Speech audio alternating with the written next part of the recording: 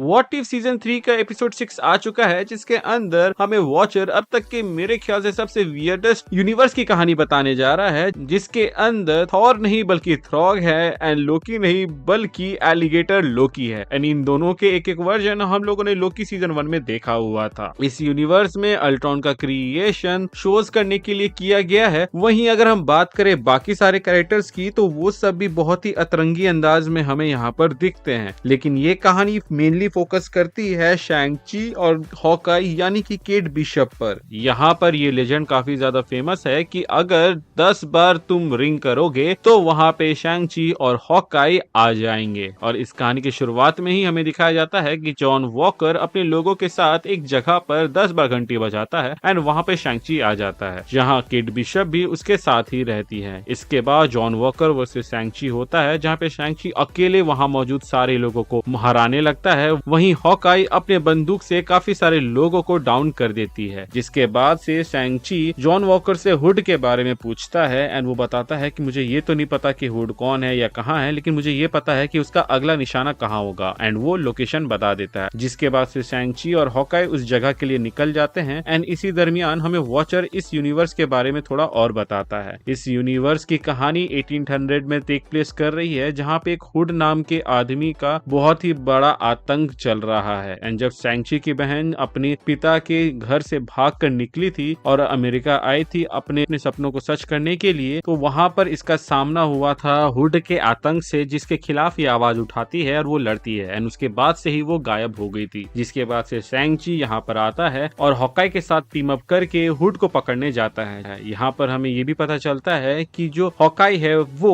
Hood को मारना चाहती है, क्योंकि उसके फैमिली को मारने वाला हुड ही है। इसके बाद हम देख पाते हैं कि ये लोग उस लोकेशन में पहुंच जाते हैं जिसके बारे में जॉन वॉकर ने बताया था, लेकिन वहां पर कोई भी नहीं रहता और वो जगह पूरी तरीके से तबाह हो चुकी रहती है। कि तभी उस जगह में से एक बच्चा निकल के आता है जो कि बताता है कि यहाँ पे हुड आया था और वो अपने ट्रेन में सारे लोगों को बैठा के ले गया। इसके बाद से शैंग-ची देखता है कि वहां पर तो कोई भी रेलवे ट्रैक है नहीं, तो वो ट्रेन जाएगा कहाँ से। तो वो बच्चा कहता है कि वो घोस्ट ट्रेन था, जिस पर शैंग-ची को थोड़ा विश्वास नहीं होता है। लेकिन केट बिशप आगे जाके उस जगह को देखती है तो उसको वहां पर दिखता है कि ऐसा पॉसिबल हो सकता है कि कुछ तो यहाँ से गया है। जिसके बाद से वो लोग हिसाब बैठाते हैं कि अगर इधर से ट्रेन गया होगा तो उसको हम लोग पकड़ सकते हैं, अगर इधर से शॉर्टकट ले तो। जिसके बाद से ये लोग अपने घोड़े में सवार होके उस बच्चे को अपने साथ ले जाते हैं, क्योंकि उसके पिता भी उस घोस्ट ट्रेन में थे। ये लोग किसी तरह उस पहाड़ के ऊपर में पहुंचते हैं जहां से वो घोस्ट ट्रेन दिखता है। जिसके बाद ये लोग उसका पीछा करके उसमें चढ़ जाते हैं एंड फिर ये लोग ध्यान देते हैं कि ये जो ट्रेन है ये रेलवे ट्रैक पे नहीं बल्कि होवर कर रहा होता है कुछ टेक्नोलॉजी के मदद से। जिसके बाद से ये लोग जब अंदर जाते हैं तो ये कंक्लूड करते हैं कि ये टेक्नोलॉजी पक्का स्टार्क की होगी एंड आगे की बोगीज में इन्हें काफी सारे गन मिलते हैं। जिसके बाद ये लोग जब अगली बोगी में जाते हैं तो वहां पर वो सारे किडनैप लोग दिखते हैं,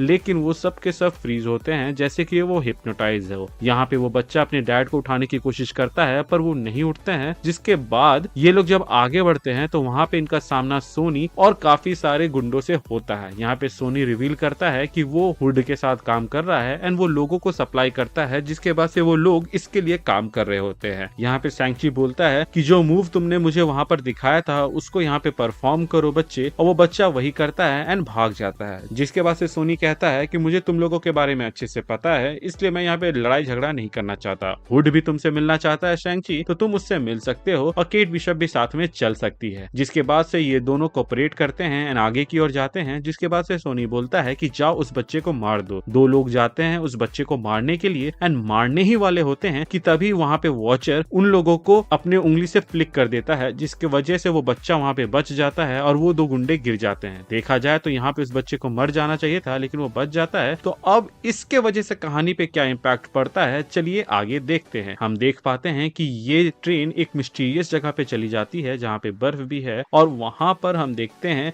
कि सोनी बोलता है कि हुड सिर्फ शैंग-ची से मिलने जाता। शैंग-ची ट्रेन से उतर जाता है एंड वो हुड से मिलने जाता है, जहाँ पे हुड अचानक से आकर उसको बोलता है कि मेरे साथ ज्वाइन हो लो। जिसके बाद शैंग-ची कहता है नहीं, और मुझे मेरी बहन के बारे में बताओ। जिस पर वो कहता है कि मैं तुम्हारी बहन के बारे में तभी बताऊंगा जब तुम मुझे ज्वाइन करोगे। इसके बाद हम यहाँ पे देख पाते हैं कि हुड और शैंग-ची के बीच में खतरनाक लड़ाई हो रही होती है। वहीं पे जो सोनी रहता है वो हॉकाई को हिप्नोटाइज करने की कोशिश करता है अपने क्लॉकवर्स से, जिसके बाद से वो वहां पर एक सीक्रेट रिवील करता है। और वो सीक्रेट ये रहता है कि हॉकाई के पेरेंट्स को हुड ने नहीं बल्कि सोनी ने मारा था। ये बात सुनने के बाद भी हॉकाई कुछ नहीं कर पा रही होती है, क्योंकि वो उसके हिप्नोटाइज वाले जाल में फंस रही होती है। वहीं दूसरी ओर हम देख पाते हैं कि हुड के पास मैजिकल पावर है और वो गायब हो रहा है, और इसी बात का फायदा उठाकर वो शैंग-ची को बहुत ही बुरी तरीके से मार रहा होता है। शैंग-ची इसका भी कोई तोड़ निकाल लेता है और फिर वो भी फाइट बैक करता है। एंड इसी फाइट बैक के दौरान ये बात रिवील होती है कि हुड असल में और कोई नहीं बल्कि शैंग-ची की सिस्टर है, जिसको ढूंढने के लिए ही शैंग-ची आया था। यहाँ पे ज़ाइलिंग ये बात को रिवील करती है कि जब वो हुड से लड़ी थी वो उसको हरा देती है और फिर वो उसकी जगह ले लेती है, और वो अब एक आर्मी इसलिए बना रही है ताकि अमेरिका को बिल्कुल वैसा बना सके जैसा कि वो होना चाहिए, जिसका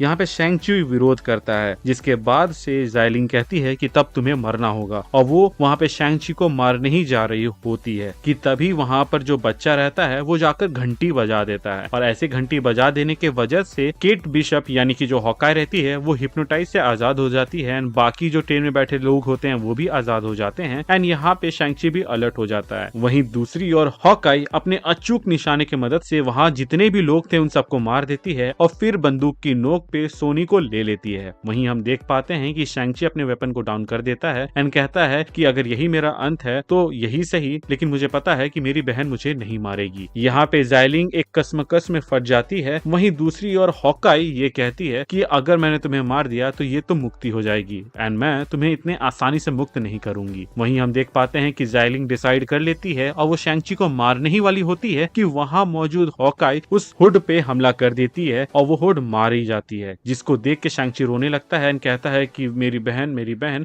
एंड ये सुन के हॉकाई को समझ में आता है कि उसने शैंग-ची की बहन को ही मार दिया। ये बात उसको बहुत ही ज्यादा खटकती है और वो सॉरी बोलने लगती है, जिस पर शैंग-ची कहता है तुमने मेरी बहन को नहीं मारा है बल्कि आजाद किया है। फिर हम देखते हैं कि जिस हुड को ज़ाइलिंग पहनी हुई थी वो उड़ के हवा में कहीं दूर चली जाती है, जिसके बाद से जो हुड के नाम का आतंक था वो खत्म हो जाता है। जिसके बाद से हमें ये हिंट किया जाता है कि जो बच्चा इनको बचाया है वो आगे जाके आयरन फिस्ट बनेगा। वहीं इसके बाद से हॉकाई और शैंग-ची एक नए मिशन की ओर निकल जाते हैं, जहां वो दूसरे आतंक फैलाने वाले लोगों को निशाना में लेते हैं, जिसके बारे में हमें वॉचर बता ही रहा होता है कि तभी वहां पर 3 वॉचर आ जाते हैं। ये लोग कहते हैं कि अब तो तुम हमें जवाब दोगे कि तुम ऐसा बार बार इंटरफेरेंस क्यों कर रहे हो, और उसके बाद वो उआटू द वॉचर के ऊपर हमला कर देते हैं, जिसके वजह से रियलिटी में कुछ दरार आती है। एंड इसी के साथ ये एपिसोड खत्म होता है। इसमें जो हमें हुड देखने को मिला है शायद तक ये वही हुड होगा जो कि हमें आयरन हार्ट में देखने को मिले। एंड टेक्निकली अभी तक जितना हमें देख के समझ में आ रहा है, ये जितने भी व्हाट इफ आ रहे हैं ये आने वाले प्रोजेक्ट्स को लेके हमें हाइप अप कर रहे हैं। पिछले एपिसोड में हमें रिरी विलियम्स को दिखाया गया एंड इस एपिसोड में हुड को, जो कि आयरन हार्ट सीरीज का विलन होने वाला है। अब देखते हैं कि बचे हुए 2 एपिसोड के अंदर हमें कौन देखने को मिलता है, नए कैरेक्टर्स या पुराने, और कहानी इंटरेस्टिंग होगी कि नहीं ये तो हमें कुछ समय में ही पता चल जाएगा। तो मिलते हैं अगले एपिसोड में नए कहानी के साथ, तब तक के लिए बाय बाय।